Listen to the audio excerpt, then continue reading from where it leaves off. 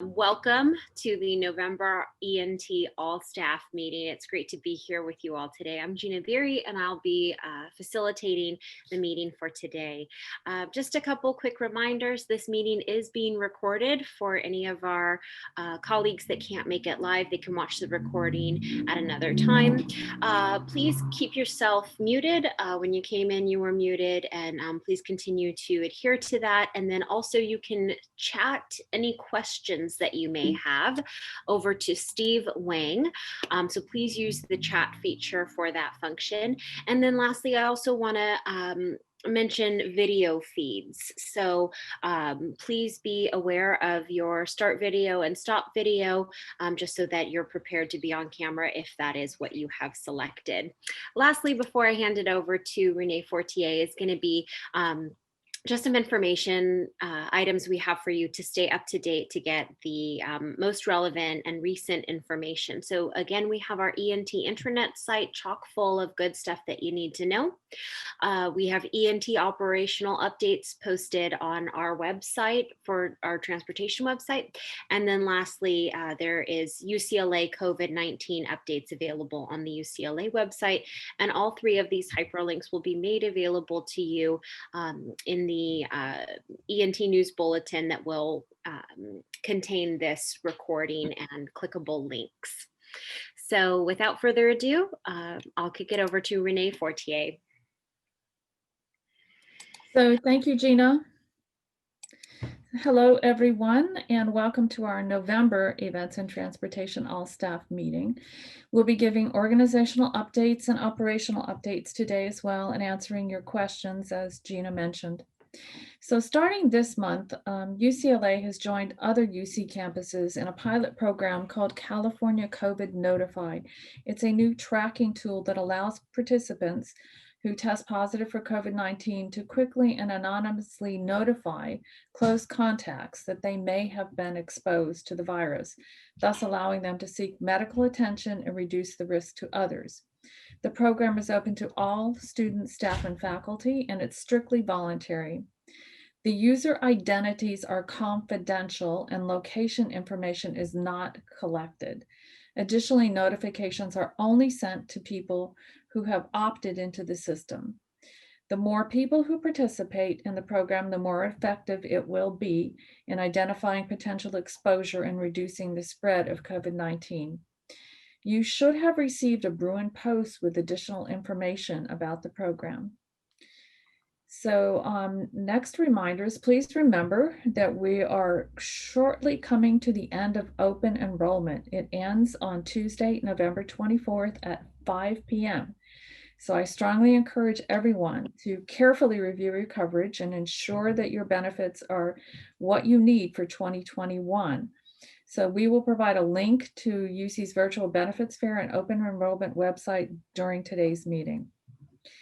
I'd like to also let you know that 11 of our fellow colleagues have elected to retire or participate in the voluntary separation program and will be leaving UCLA in the coming months.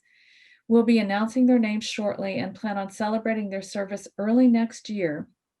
If you're interested in applying for the voluntary separation program, the deadline has been extended through this Friday, November 20th. Please contact Sarah Faze if you have any questions. Lastly, I wanted to mention that the Community Programs Office will be offering Turkey Day food boxes, which include turkey and all the fixings enough to feed 6 to 9 people for staff, faculty, and retirees who express need. This is in partnership with the Semel Healthy Campus Initiative. More information on how to apply will be forthcoming in the next news bulletin and the 5-minute brief. And this is something that there may be people in our extended events and transportation family here who have the need, or if you know of any retirees that are in need, you can also let them know about the program. So I hope everyone has a safe and healthy and happy Thanksgiving. So for more now on the winter holiday closure, open enrollment, and other human resources issues, please welcome Veronica Martinez. Great, thank you, Renee. All right, Veronica, take it away.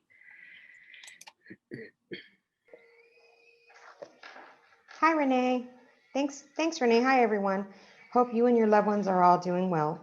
As Renee just stated in her opening remarks, the open enrollment portal will be closing at 5 p.m. next Tuesday, November 24th.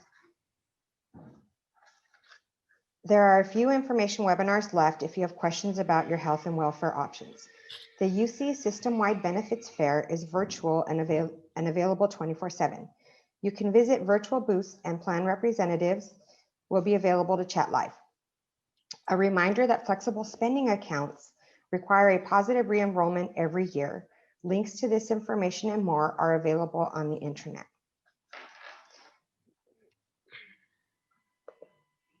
As a reminder, there are still leaves of absence options for those of you who need time off for COVID-related reasons, including childcare and remote learning. The Families First Coronavirus Response Act, also known as FFCRA, composed of the Emergency Family Medical Leave and the Expanded Family and Medical Leave, remains available through December 31st, 2020.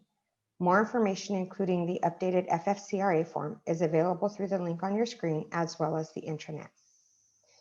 UC President Drake recently extended the expiration date of the Extended Paid Administrative Leave, also known as UCPAL, for eligible academic and staff employees from December 31st, 2020 to June 30th, 2021. The leave is available to use for specific COVID-related reasons, and the one-time allotment of 128 hours or 16 days has not been changed. So there still is only 128 hours available for use. Employee-initiated reduction in time, also known as ERIT, remains available for career employees who would like to voluntarily reduce their work time without impacting their vacation and sick leave earnings. Employees can opt to lower their percentage of work from 5% up to 50% for a period anywhere from 1 month to 36 months. More information, including a link to the ERIT site, can be found on the intranet. Flu season is underway and is expected to last through April 2021. As a reminder, the university's deadline to meet the flu vaccine requirement was Monday, November 16th. If you come to work on campus or any university property during the flu season, you now must have a flu shot. If you still need to get a flu shot, all UC health plans are offering the flu shot free of charge. CVS, Target, and Walgreens are also offering no or low-cost flu shots. If you have questions regarding the flu vaccine requirement, please speak with your supervisor. More information, including frequently asked questions, are available at the link on your screen and also on the intranet. As mentioned in last month's all-staff meeting, weekly COVID-19 testing and community screening has been underway since October 26th for all employees who have been identified by their supervisor as an essential worker, including anyone who comes to work on campus at least once a week. Weekly email reminders are sent from Summer Bio. The information in these emails contains a link personalized to each recipient, and that link will take you to a site where you can schedule your COVID test and select the location. Employees are to schedule themselves for a test every 5 to 9 days at either of 3 locations: Collins Court in the Wooden Center, the Coval Grand Horizon Ballroom in Coval Commons, or Switzer Plaza located in South Campus. Additionally, there is a UCLA mobile testing bus, which operates at locations near campus and may be more convenient for those employees who aren't on campus but live nearby. Mobile testing is free with an active Bruin card, and like the tests completed at campus locations, most results arrive within 24 to 36 hours via text or email. If you did not receive an email and are coming to work on campus at least once a week, walk-ins are also being accepted at these locations. If you need to be tested and have not received an email, please let your supervisor know. A list of frequently asked questions regarding COVID-19 testing, as well as information about the mobile testing bus, can be found on the Ash Center website through the link on your screen and on the E&T intranet. Talent Match remains an option for employees who may not have full-time work available in their work areas, but are interested in a temporary assignment to another department that may be understaffed. More information about the program is available through the link to the Talent Match website and on the intranet.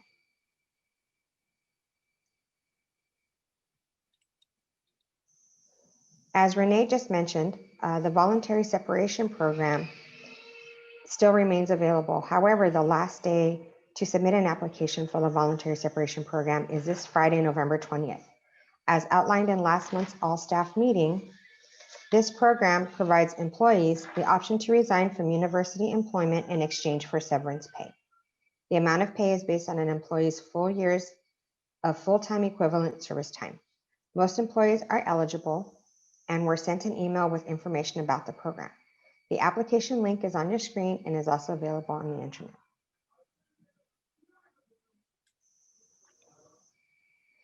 The temporary extension to vacation maximums for policy covered staff has been temporarily extended to June 30th, 2021. The employees will temporarily be allowed to earn up to 4 months over the current maximum and should use this extended time to lower their vacation balances. Beginning July 1st, any hours over the vacation maximum will be lost. Winter holiday closure is a great time to use vacation time to cover the 6 unpaid holidays and lower your vacation balance. With that, I wish you and your loved ones a safe and happy holiday. Go Bruins, and I pass this to Robin Bell for training and organizational development updates. Great. Thanks so much, Robin. All right, Robin, take it away. Hey, good morning, everyone. So nice to see all of you. So today I'm going to provide you with a few updates of what's going on in training and organizational development, along with a few things that are coming up. So for starters, the Talent Development Initiative program will be kicking off in January 2021. So if you do plan on applying for this program, please make sure that you submit your application no later than next Wednesday, November 25th. So that is next Wednesday, a week from today. So if by chance you happen to miss the information session that I hosted a few weeks back, don't worry about it. I uploaded the presentation to the intranet. So if you log on and go to the Talent Development Initiative section, you'll be able to see the PowerPoint presentation, of course, the application, and we also have an FAQ sheet, which you might find helpful to answer any questions that you may have. Also, of course, I'm available. So if you want to shoot me an email or catch me up on Teams, that would be great too. So I'm here to help answer any questions that you might have.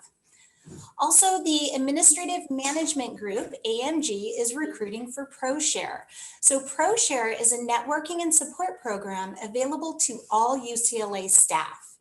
Participants will experience professional growth, build stronger networks across the university, and learn about different UCLA departments. So with this program, there is an application that you would need to submit by December 1st if you are interested in applying for that. So also, if you want to check out the November 10th news bulletin that we sent out, we have a direct link to their website, so you can find out all the details pertaining to the program itself. Also, Unix Success Academy, which is conducted by UCLA Extension, starts this week also. So the Success Academy is a free program where participants will learn the essential skills necessary to be successful in securing, maintaining, and progressing in a job in this 4-part series. So we did send out a communication a week or two back. So I really hope you guys took advantage and signed up for that, since the program actually starts this week. So it's a great opportunity. So hopefully you guys signed up for that. Yes. Okay, so on to employee resources. So a few weeks back, we had a resume writing workshop, and who knew writing a resume would be so much fun? So I want to thank all of the attendees who participated, and also do a shout out to the coaches that helped with the breakout session. So it was really valuable for the participants to hear your experience and share your tips and tools as well. It also sounds like some of the coaches have already met with some participants on in addition to the actual session. So I want to thank you guys for really spending that extra time and making sure that people have the resources that they need to polish up those resumes. So thank you to all for that. Micro training. So training and organizational development is coming up with a series of micro trainings. The one that we've been working on most recently is a series called Managing Remotely. And this is a 7-part series that focuses on tips and tools and strategies on how to effectively manage your team. So the series will cover topics such as energizing your team, managing expectations, and communication, just to mention a few. And just so you know, when we refer to micro trainings, typically the trainings for each topic range from anywhere from like 3 to 7 minutes. So it's kind of a quick hit series that we're putting out. So we're putting the final touches on the Managing Remotely. So please keep your eyes out because we'll be sending that out to you guys shortly. So let's talk about our Employee of the Month recipients for the month of October. I would like to recognize and acknowledge Eduardo Sanchez from Med Center Operations and Tirza Nuno from Commuter and Parking Services Administration. Bravo to you guys. We're all giving you a virtual applause right now for all of your hard work and dedication. And we are truly thankful for everything that you do for the organization. Speaking of thankful, we did a call out for what are you thankful for photos. We got some amazing photos this go around. And of course, we worked really closely with integrated marketing and communications team to come up with a fabulous slideshow. So as I like to say, kick your heels up and enjoy the show.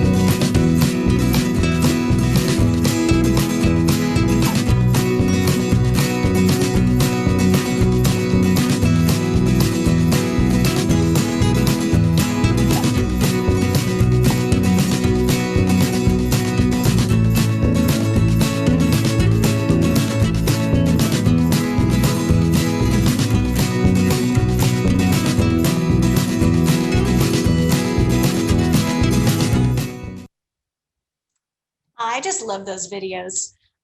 So thank you to the IMC team for creating that. I don't know, they're just always so fun to kind of see a peek into everybody's lives. Also, one thing that I want to mention is with December coming up, we are starting to plan our virtual holiday celebration. So we're kind of still trying to figure out what that's going to look like. So more to come. Thanks.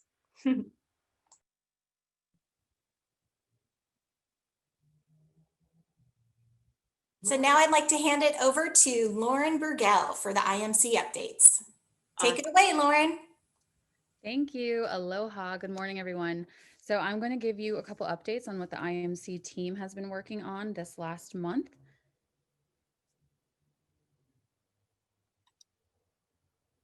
All right, so you may have noticed if you've been poking around our websites, all of our E&T websites have migrated, including events, commencement, and UCLA transportation. So the whole campus is currently moving all UCLA websites onto a new platform called SiteDen. And so you're going to see a bit of a different look from what you're used to.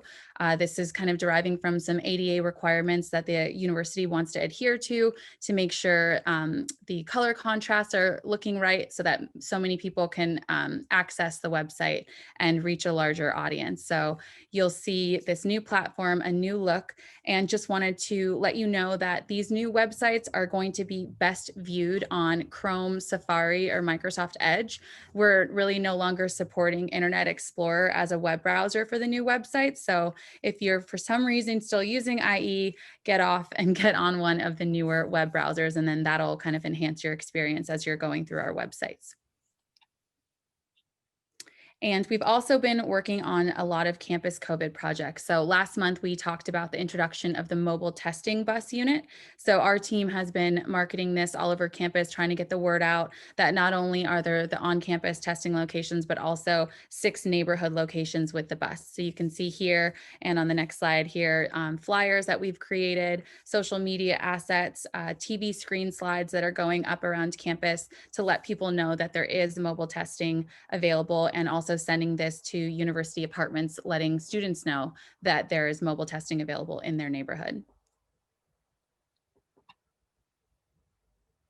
We also just wrapped up Sustainable Transportation Month. So this is formerly known as Rideshare Month. We upgraded the name just to make it more known to people what it's really about, encouraging people to use sustainable transportation.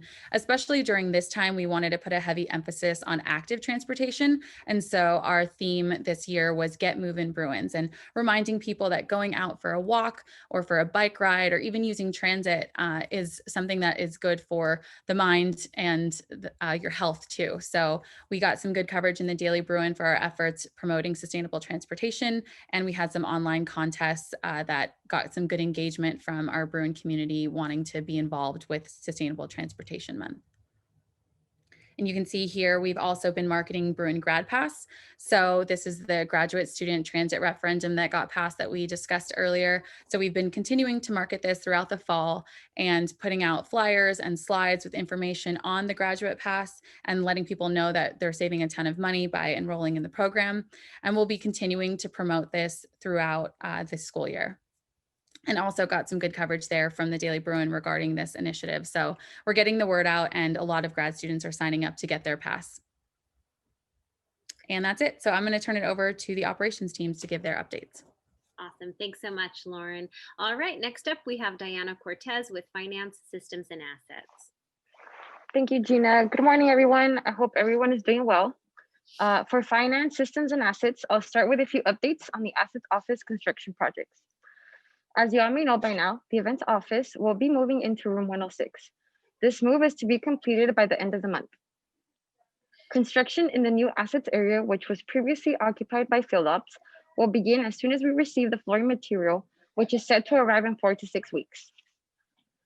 Both the CRA lobby as well as the CRM lobby has been completed. Next slide. Thank you. Our team is conducting research on occupancy monitor sensors for our restrooms. These sensors will provide an occupancy number through a monitor located outside each restroom door. The monitor will indicate whether it is safe to enter or not. Sorry, 1 second. It seems like it's glitchy. Okay. Through the talent match, we were able to bring in 4 new enforcement officers. With the help of the 4 new enforcement officers, we have been able to adapt a new schedule which has allowed enforcement to increase patrolling to 7 days a week. And lastly, parking structure 4 was reopened on Wednesday, October 28th. Thank you. And now I will be passing it over to Marcos Fuentes with Mobility, Planning, and Traffic Systems. Great. Thanks so much, Diana. All right, Marcos, take it away. Thank you, Gina, and good morning, everyone. As part of MPTS's role to manage the campus traffic systems, ensuring the safety of all pedestrians on campus is one of our top priorities. And that means taking a proactive approach to spot and assess areas with possible conflicts and risks. One such area involves the crosswalk connecting the Geology Building to Parking Structure 2 along Charles Young Drive East. As you can see from the image on the slide, given the facility's proximity to the Big Blue Bus layover area on the right side of the picture, visibility between pedestrians waiting to cross and vehicles can become obstructed.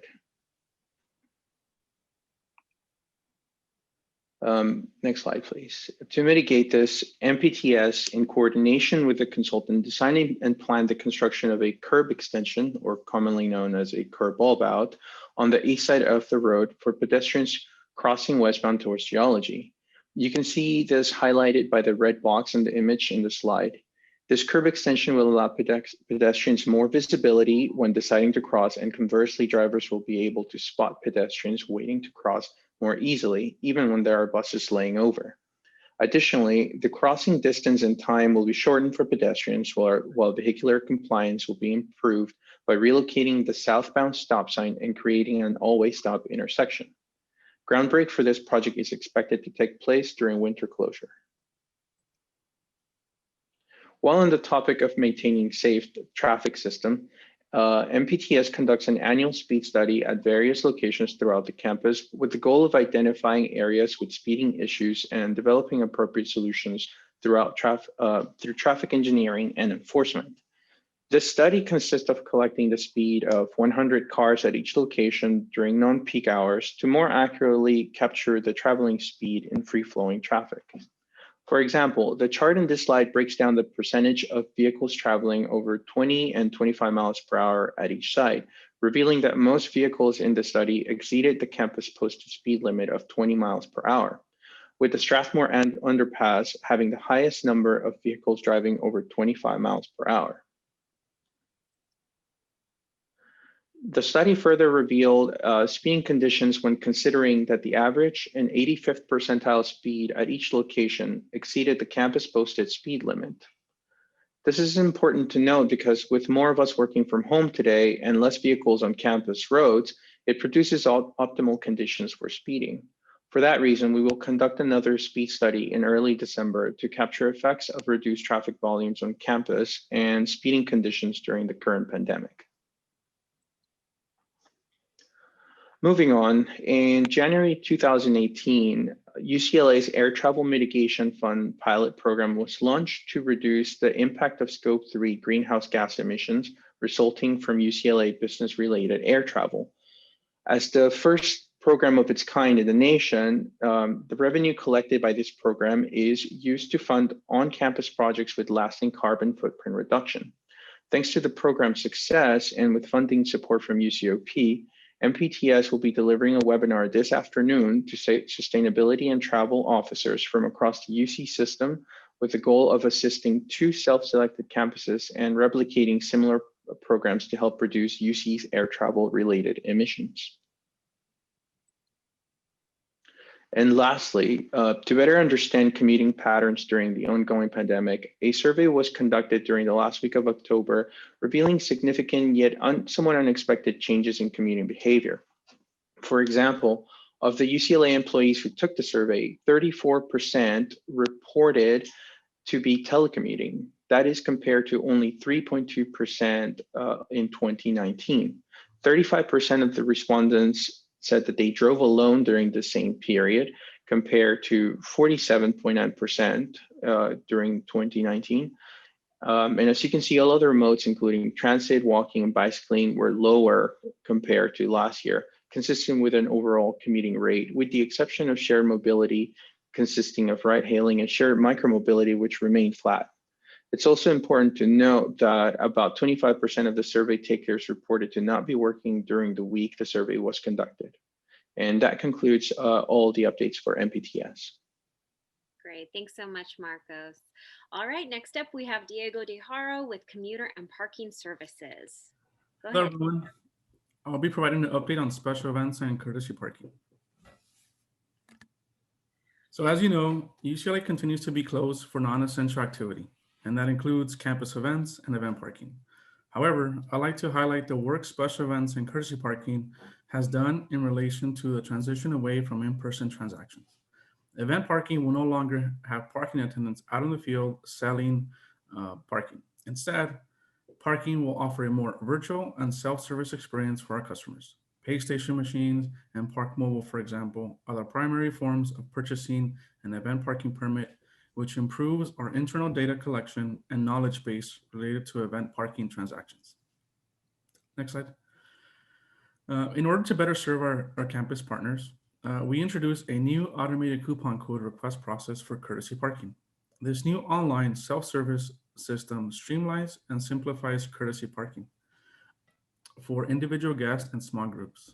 The system automatically generates a coupon code that is used directly at the self-service pay station machines located in various visitor pay-by-plate parking areas, no longer requiring visitors to drive up to information kiosks to obtain a physical courtesy permit. The number of coupon codes available in the portal will vary by day, parking area, real-time space availability. It's easy and takes a few minutes to complete. The good news is that our campus partners have successfully transitioned using this new system, as it offers them direct access to available parking on campus. Our team recognized an opportunity to use this contactless solution to make better operational decisions. The automated coupon code dashboard serves as a centralized location for all relevant information pertaining to coupon codes, which lets us visualize different aspects of the data. For example, it lets us see a list of coupon codes, requesters ordered by who submits the most requests, and the structure where the most coupon codes are used. It also breaks down the most popular day and time when coupon codes are used. This is very important because now we have reliable data that shows us who's parking where and when, who is not already an active e-permit holder, increasing our space management efficiency.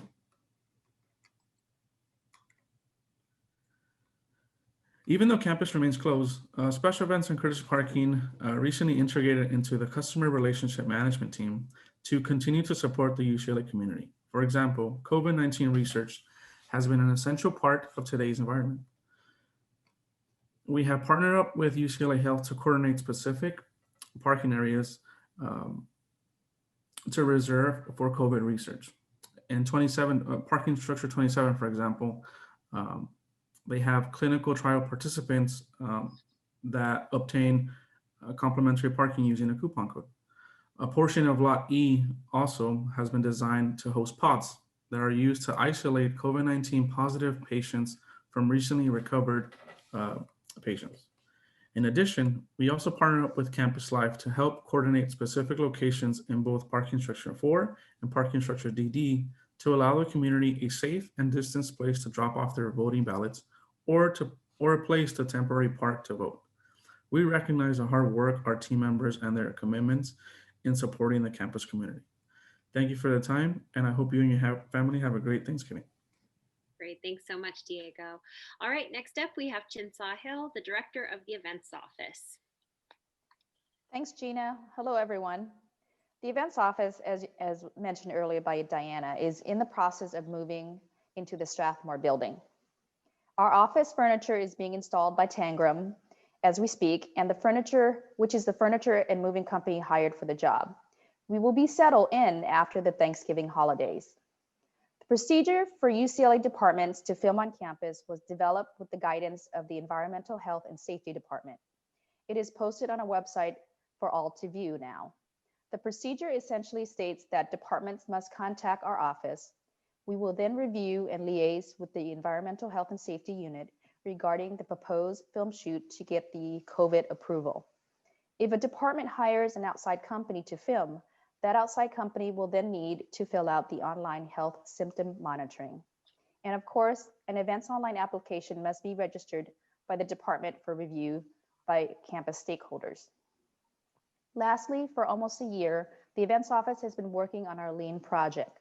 We had several items, but I'll briefly describe 3 aspects of the Lean project that we've accomplished.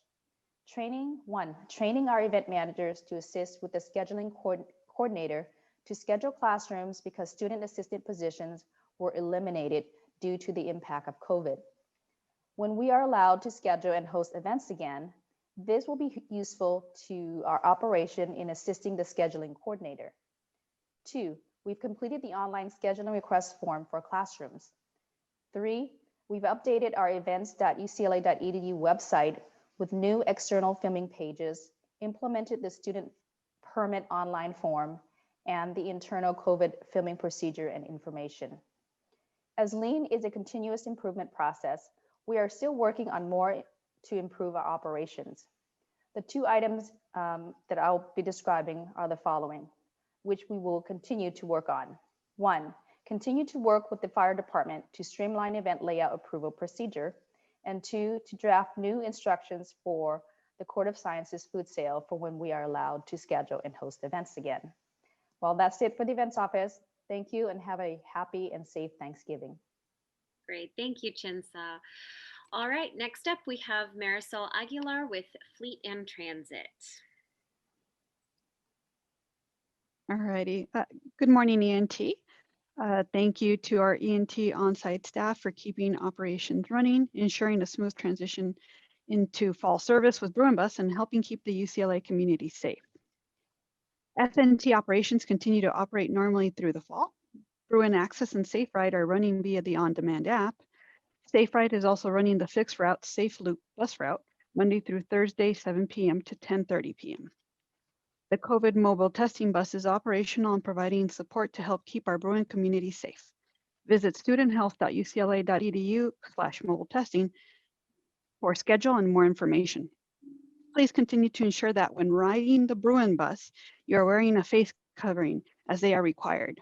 Buses will not carry more than 50% capacity as an added safety precaution. The Fleet and Transit Parts Department continues to provide COVID-related PPE to all E&T on-site and essential employees as needed, and Fleet and Maintenance continues to supply all university vehicles with disinfectant solution, paper towels, COVID vehicle usage guideline hang tags on every vehicle that is serviced and or repaired at Fleet and Maintenance. FNT has a host of different projects underway. Please be sure to check them out, sign up on the Talent Match site if you're interested, and contact your supervisor for more information.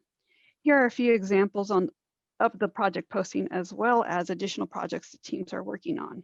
Next slide. Okay, perfect. FNT implementation of a new modules on AssetWorks continues to help our technicians work more efficiently. We have taken delivery of the new green all-electric Bruin Access vehicles with Volkswagen Mitigation Trust Fund funds.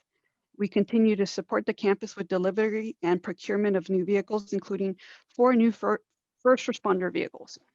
We are continuing work on the implementation of a new fall protection safety system in the transit maintenance shop for added protection and safety of our technicians. We are working on implementing a new automatic fuel monitoring system for the Fleet Fuel Island, which will aid in the daily monitoring of fuel levels and auto dispatch fuel deliveries as needed. We will optimize our transit operation technology software to improve operational performance, measuring, scheduling, and dispatching to reduce application redundancies and variability. FNT is also finishing the prep work to begin servicing and maintaining bicycles for the new Wayburn Bike Program. This is an added measure to reallocate existing resources, help reduce UCLA's carbon footprint, and align with UCLA's carbon neutrality plan by 2025 initiative. Next slide. There are some larger projects that are still underway, and we're nearing completion in the next few months. We are in testing with the Transit Portal team to release the next version of the Transit Portal, which will go live on December 1st with the sales for the winter quarter transit passes. We're nearing completion with the integration of charter service and Bruin car scheduling efficiencies. We have redesigned the driver intake process to add new drivers to the pull notice system. Efforts continue on developing a feasibility study for retail fuel sales on campus to also include a course of action on biofuels such as E85, renewable diesel, and unleaded fuel, and a complete fleet vehicle electric charging plan. Telematics systems installation and implementation continues over the course of the next several months throughout the UCLA fleet, improving and extending the overall health of university vehicles by leveraging technology to monitor fault codes, engine hours, engine diagnostics, driving behaviors, location, and usage. Currently, we are upgrading and deploying new technology to manage both our fleet and transit management system and the system that runs Bruin Car. The combined projects of an enhanced fleet management systems and telematics rollout will be the key to our development of a UCLA motor pool program. That concludes the FNT portion of the program. Thank you so much, and wishing everybody a happy Thanksgiving. Thank you so much, Marisol. All right, that takes us into our Q&A time. So I'm going to go ahead and toss it over to Steve Wang to help facilitate the questions that he has received. Okay, and actually I've sent those all over to Renee. Renee, if you want to take this, otherwise I can facilitate. Yeah, I only see 2 questions so far. Yep. One is, are the mobile testing centers open to staff? Yes, any staff with a valid Bruin card can get tested at the mobile testing, and there are not any appointments needed. So you can just show up at the testing site at the hours that are located on the ASH Center website. And the second question was about EFML, whether there's an extension. And I think we did announce this, that it has extended the use of it until the end of June. That said, there are no more hours available. So if somebody's already exhausted their hours, the extension may not be helpful. But if you haven't taken that leave yet, then you now have more opportunity to do so. So Renee, quick clarification. So yeah, that was the extended paid administrative leave with the original hours can now be used through June 30th of next year if you haven't used them all yet. The EFML and the EPSL as part of FFCRA, as of right now, those entitlements would still have to be used in 2020. So by December 31st, the last update from UCLP was about a month ago and those hadn't changed. We're hoping to hear some news, but at this point, we haven't heard anything new on those. Thanks for the clarification, Steve. Unfortunately, that first question got cut off in my chat, so I wasn't quite sure what the leave was. So, right. Oh, and just a quick questions? reminder, somewhat related, I believe also there was an update a month or 2 ago that employees could use sick leave for COVID-related childcare reasons. I know it's not as ideal as having approved leave under EFML, but that is something people could look into if we still haven't heard anything by the end of the year.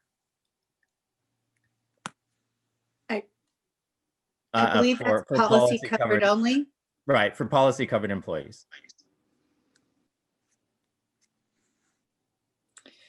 Any other questions before we wind it up today?